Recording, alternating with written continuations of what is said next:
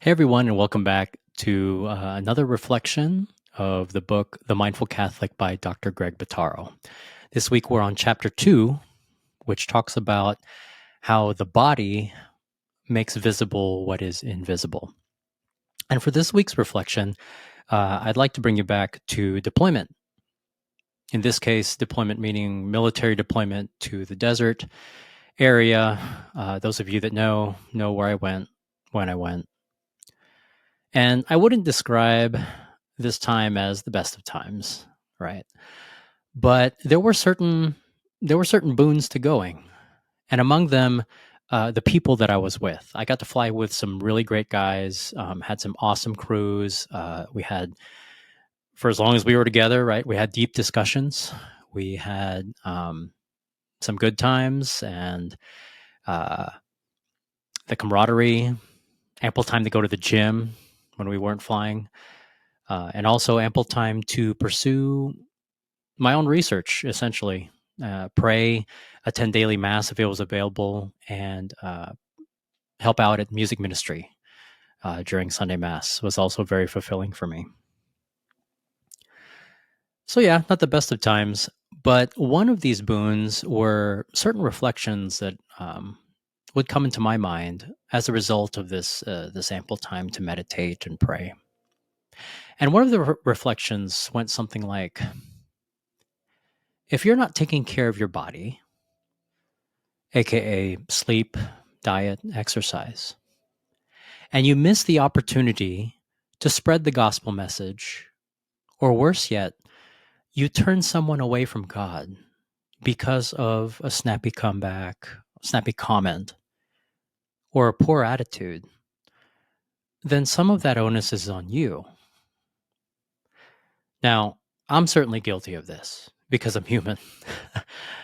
But at some point, yes, we are human, we make mistakes, but we also have the choice to put ourselves into a position where we can deliver the gospel message as best we can. And the reflection it's not intended to make you feel guilty or bad.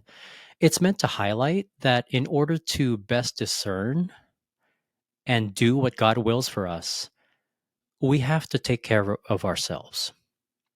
Our bodies are temples of the Holy Spirit, and so we should treat them accordingly. And sometimes we might have to make sacrifices for the greater good, and that's okay. And on the flip side, we might let ourselves indulge a little bit, and that's also okay. But on the whole, in general, we should take care of our spirits, our minds, our bodies alike. If you find it difficult to start small. Try one coffee in the day, right? Instead of three in the morning. Resist the urge to death scroll on social media and instead write a short note to a friend. There's a healthy use of social media. Choose the roasted vegetables instead of for your side dish instead of French fries. That's a cool choice. And just as small regular practices of mindfulness and prayer add up to great healing and insight, so do small regular practices of healthy lifestyles contribute to a better overall sense of well-being. And small regular practicing of musical instruments lead to virtuosity. And the small regular savings in an emergency fund lead to financial nest eggs. You get the point. Resist the urge to beat yourself up and try again. Or rather, tell yourself that it's okay to make mistakes because we're human. And in most cases, we make mistakes, we try again. Just like the mindfulness exercises, return to the essentials again and again. And the habits that you're searching for will form. I find that in my own life. The more I intentionally try to engage in mindfulness, try to amp up my prayer life, try to trust in God instead of just, my own abilities, which as a human are limited, of course, then the better I get at doing that. I'm a procrastinator by nature. Some of you may admit the same thing. And the more I go through life, the more I realize that it is this consistency, this regular, gentle diligence, as I spoke of in the previous video, that really will make those positive effects that we're looking for.